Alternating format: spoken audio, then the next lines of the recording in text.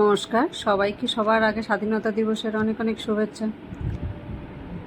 আজকে তো একে তো ছুটির দিন, বেশিরভাগ জায়গায় স্কুল তো এখন ছুটি। আগের মতো ভয় জিনিস তো কোথাও নেই। আর এখন এইসব স্বাধীনতা দিবস, গণতন্ত্র দিবস, এগুলো সমস্ত ইন্ডিপেন্ডেন্স ডে, রিপাবলিক ডে, যাই থাক না কেন, সমস্ত কিছুতে লোকে খুব সুন্দরভাবে সেলিব্রেশন করে। আর যে যার যার পরিবার, ফ্যামিলি, বাচ্চা কাচ্চাদের নিয়ে বাইরে বাইরে ঘুরতে চলে যায় একটা দিন। কারণ এখন আগের মতো তার ছুটি ছাটা এত নেই। এইসব ছুটিগুলো পেলে তখন লোকে বাচ্চাদেরকে নিয়েও ঘোরাফেরার জন্য খুব ভালো। আর এখন সেই জিনিসটা খুব সুন্দর হয়ে উঠেছে। আর ইন্ডিপেন্ডেন্স ডে দিন আমাদের এখানে গেছে, আমার ঘরের থেকেও গেছে একজন মিজোরাম ঘুরতে। শনিবার রবিবার দুদিন ছুটি পেয়েছে, সোমবার দিন ছুটি নিয়ে 4 দিনের জন্য গেছে গিয়ে মিজোরামে ঘুরতে। আর ঘরের মধ্যে সেখানে ইন্ডিপেন্ডেন্স ডে সেলিব্রেশন করছি।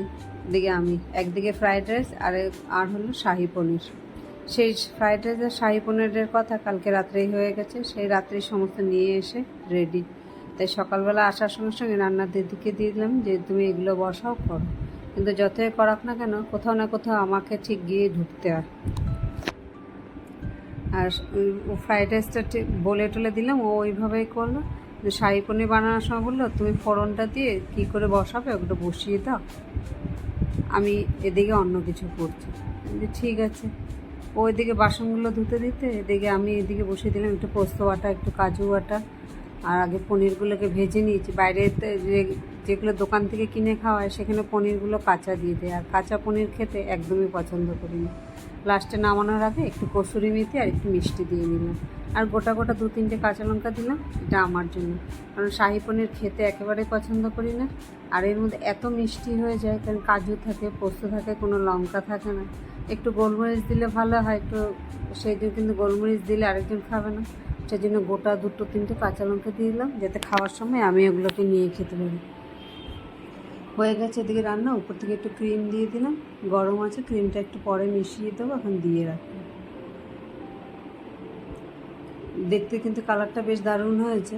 এখন খাওয়ার সময় বোঝা যাবে খেতে কেমন হয়েছে। মোটামুটি এদিকে বাসন টাসনগুলো ধুয়ে আমাকে রান্নাঘরটা পুরো পরিষ্কার করে দিল। আর আমি এখন রান্নাঘরটা মুছে বেরিয়ে পড়ব। পরে খাওয়ার টাইমে এসে গরম গরম লঙ্কা ভাজবো আর খাবারের সাথে নিয়ে নেবো। এই যে লঙ্কা ভাজা এখানে বসিয়ে দিয়েছে হতে হতে, আরেকজনকে দিয়ে দিলাম। এখানে শিলং লঙ্কাগুলো, এই লঙ্কা আনতে মানা করেছি, তবুও নিয়ে আসবে।